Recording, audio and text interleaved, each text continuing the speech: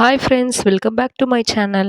Today we are making a super soft and fluffy bakery style half kg vanilla sponge cake. Half cup maida, half teaspoon baking powder, pinch baking soda மூணுத்தையும் போட்டு நல்லா save பண்ணி எடுத்துக்கிறோம் 3 times.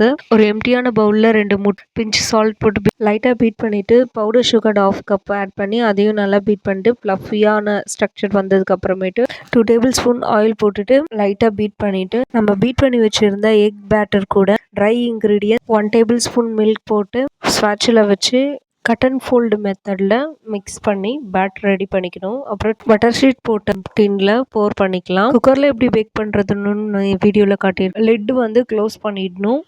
அதுக்குள்ளே வந்து tyre இருக்கக்கூடாது, மேல் whistle இருக்கக்கூடாது. ஸ்லோ ஃப்ளேமில் வச்சு பேக் பண்ணி எடுத்துக்கலாம்.